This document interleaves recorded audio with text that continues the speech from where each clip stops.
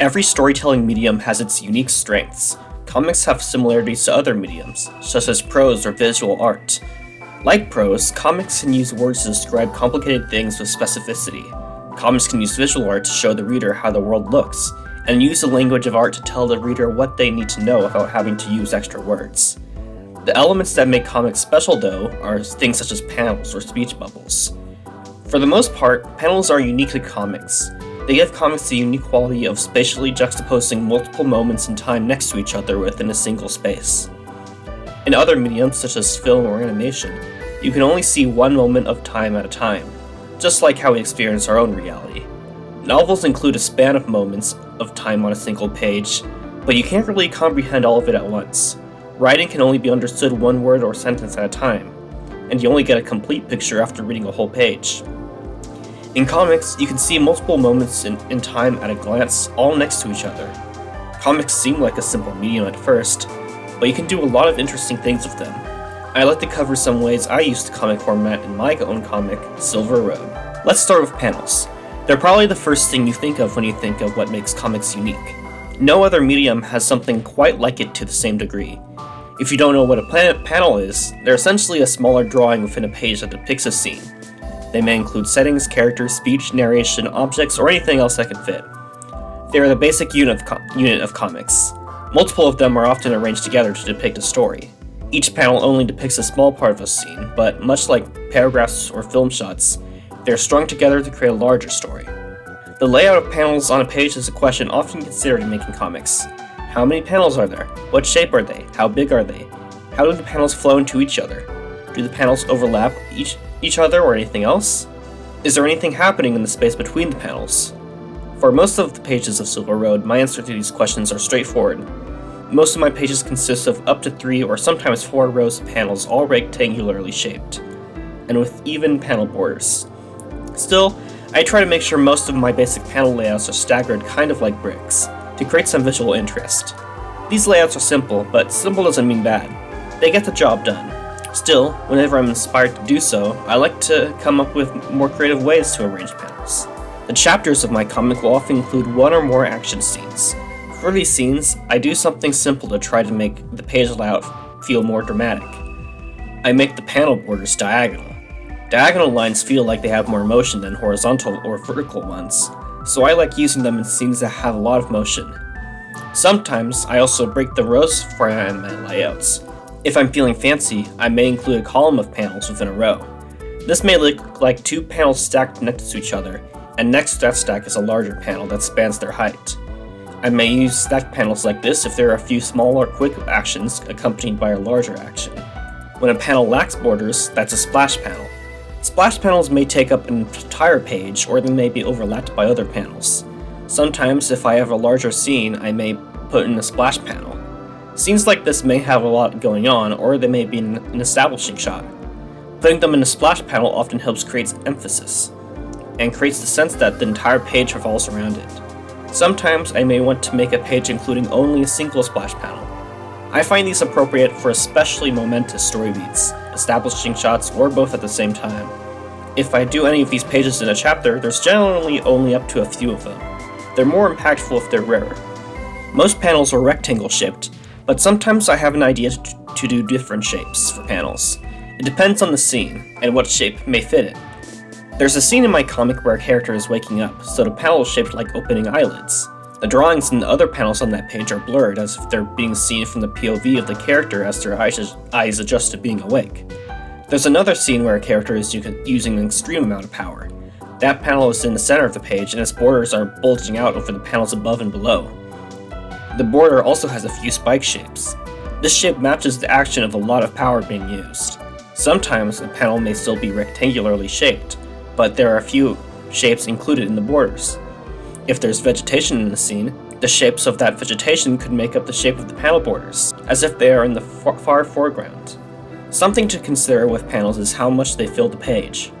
For most of my pages, the panels fill up the space, and the only non-panel space is the panel borders. Sometimes I may decide to leave chunks of the page blank with no panels. I may do this to have that space instead be occupied by just a speech bubble. This can create emphasis on the dialogue within it.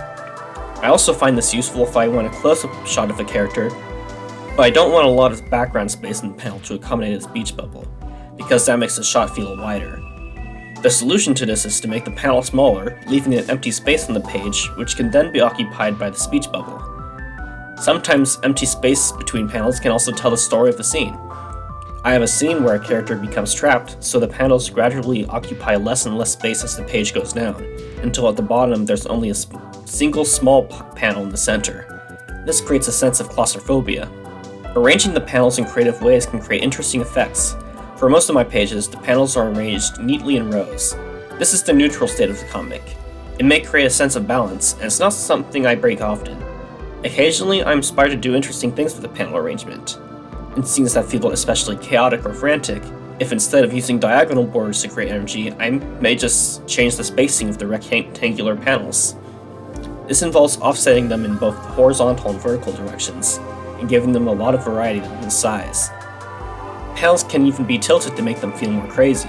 Probably my favorite use of panel arrangement in my comics is a scene where a character is singing a dramatic song. The panels are tilted and arranged chaotically, and they are shrunk so that there's a lot of space between them. The speech bubbles containing the music lyrics are positioned in these empty spaces, putting emphasis on the song. There are also abstract visuals in between the panels that evoke a sense of the emotion within the song. Music as a medium excels in evoking emotions, but I don't have sound in my comic, so I achieve that effect with the abstract visuals. Their positioning between the panels gives a sense that their energy is permeating the fabric of reality.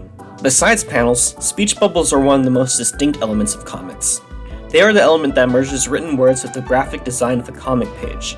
Speech bubbles are essentially blank spaces for words to occupy. They often have borders for the sake of clarity, and they have tails that point to whoever is speaking. The shape and color of a bubble can convey different ideas. Thought bubbles are common in comics, and they're often made distinct from a regular speech bubble by making their tails a series of ellipses. I don't really use thought bubbles. The thoughts of my characters are rarely presented by words. The point of view of my comic could be considered a bystander point of view. I try my best to have the characters' expressions or body language communicate their thoughts. While I don't use thought bubbles, whenever I have a character communicate with their thoughts, I have their dialogue outside of any speech bubble, with just a stroke and a glow around them. I only write out a character's mundane thoughts when I really need to, but fairly often in the story the characters communicate with spirits, or go to the spirit realm. The dialogue of spirits never have speech bubbles. They're just words floating in space. This implies that the spirits don't talk physically, but with their thoughts. Physical characters may have their dialogue outside of speech bubbles when they're communicating in the spirit realm. This is a realm that isn't physical, it's a realm of thought, so characters that are otherwise physical communicate like the spirits do. It's not their bodies speaking, but their souls. Common ways I'll change the shapes of speech bubbles is when characters are either yelling or speaking softly. When a character is yelling, their speech bubble may become spiky, making it feel more extreme. When a character is speaking softly, the tail of the speech bubble may become thin and wiggly. I use this when a character's speech may be uneven or weak. Something I like to do with speech bubbles is to change their color depending on who's talking. Each major character has a dedicated color for their speech bubble that I feel represents them. This color functions kind of like their voice. There are a few reasons I do this. For one thing, I think it makes the speech bubbles a little bit more interesting looking. I also find it important for clarity. If there's a lot of characters talking in a panel, the color of their speech bubbles can inform the reader at a glance to whom the bubbles belong. I find this clearer than exclusively using the tails. This also helps when there's a character speaking from off-screen or off-panel. Even though we don't see the character the bubble is coming from, its color still indicates who's talking. I realize that this doesn't solve clarity for anyone who is colorblind, but I think it's still an improvement over all speech bubbles being white.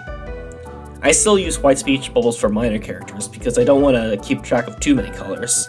There's generally only one character using white speech bubbles at a time in any given scene, so you can still keep track of them. Besides speech, another way that words are used in comics is narration. These words don't come from characters, but from something more omnipotent, perhaps the author or the story itself. Narration can describe the world or characters from an outside point of view. The narration could also be from a certain character's point of view, in which case they're almost like thought balloons. I don't use narration often. Once again, my goal is for the drawings and dialogue to speak for itself. Still, I recognize that narration is very powerful for setting a mood. It feels like a storyteller is speaking to you and adding something extra to the story. Occasionally in Silver Road, I like to include interludes of narration. Sometimes, either at the beginning or end of a chapter, I'll have some narration written that either sets the mood for the chapter or acts as a conclusion of what the chapter is about. The very first page of Silver Road's story is narration, establishing the mood of the comic and the world. Even though I don't use narration often, I like to use it on occasion to bring emphasis to certain parts of the story. Something that isn't quite narration but has some similarities is the use of onomatopoeia. In a way, they are words that describe what happens in a scene. Comics are well known for using words to mimic the sounds of actions happening in their scenes. I use onomatopoeia pretty often. It's handy for giving a feeling of impact to panels where the drawings alone may not go far enough to sell it. A notable use of narration in my comic is one of the chapters that takes place in a whole other world. Without going into detail, this chapter includes some recognizable characters in what seems to be a separate reality from the rest of the comic. The narration in this chapter dives into the thoughts of the main character of this part of the comic.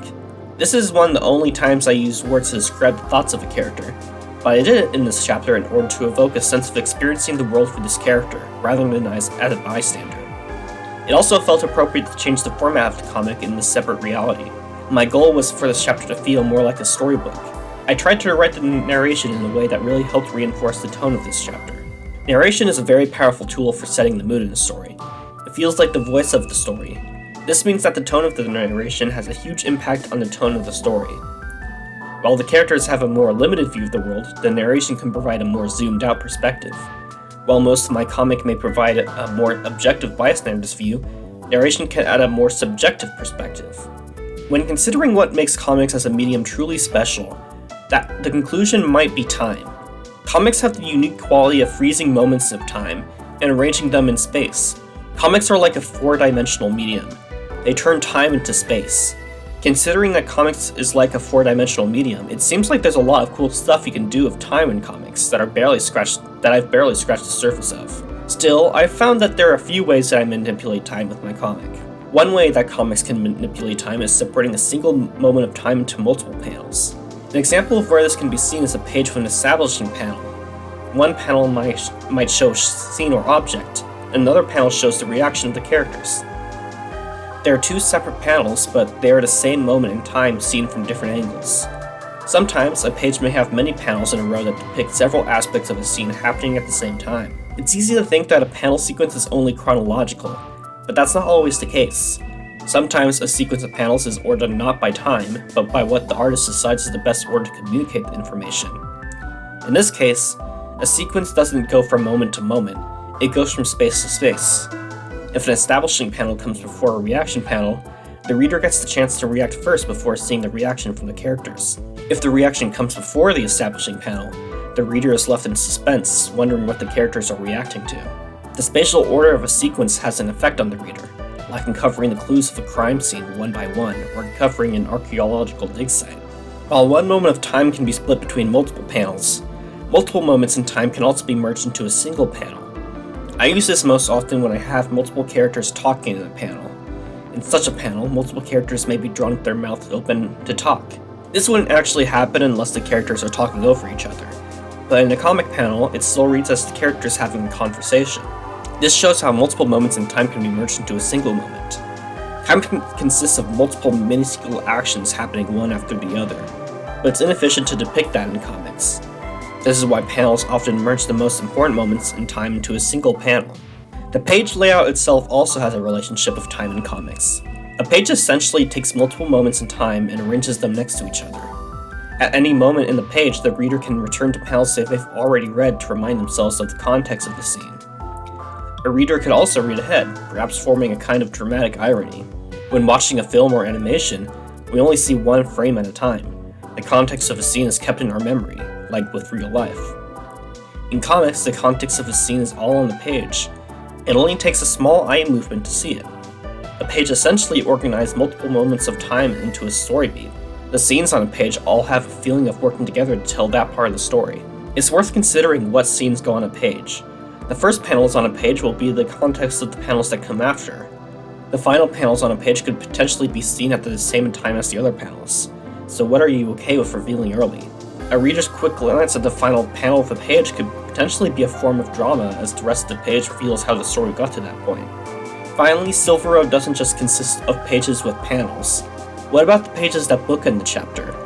In each chapter, there are 3, sometimes 4 pages that exist outside the story in the panels.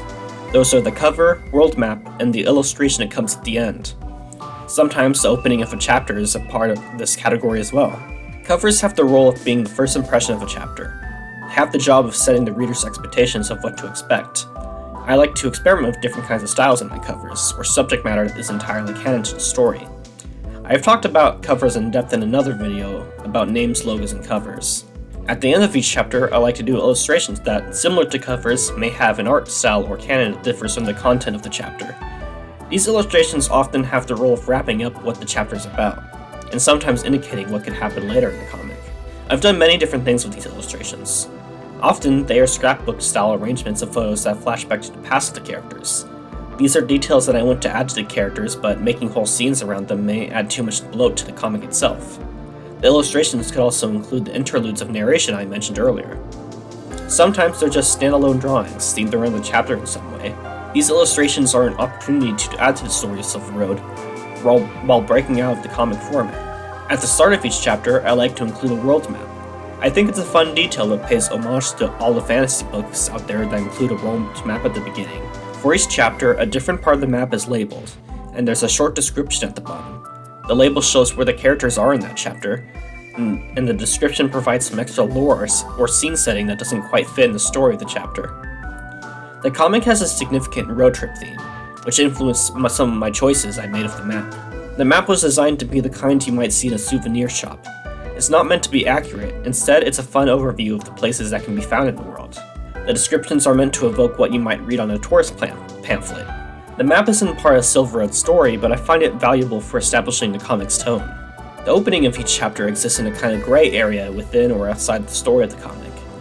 Often they serve as flashbacks. These are still formatted like a comic, but they exist outside the chronological progression of the chapters. These flashbacks often provide important context for the rest of the chapter or its characters. Sometimes the opening of a chapter may be narration interludes, or something closer to the illustrations that come at the end of the chapters. Something that the opening of each chapter all have in common is establishing tone or information important to the chapter, while existing outside the style and progression of the content of it. Comics as a medium are easy to learn and grasp, but there's a lot of depth to them that takes a lot to master. The format of a comic can be very simple, and that's perfectly fine. Still, some of the most fun I have making Silver Road is finding ways to be creative with the comic format. It doesn't happen often, but sometimes I'm struck with inspiration to try something interesting. Those are some of the times that I get most excited about making Silver Road. Crazy things can be done with comics, and I feel like I still have a lot to learn and experiment with. If you're making a comic, it might be fun to figure out what you can do with all the elements of it to make something really special. It's mind-blowing to think of how many ways you can break the standard rectangular panel format of comics. I hope you found my discussion on the format of comics interesting. Goodbye, everybody. Sam wishes you well.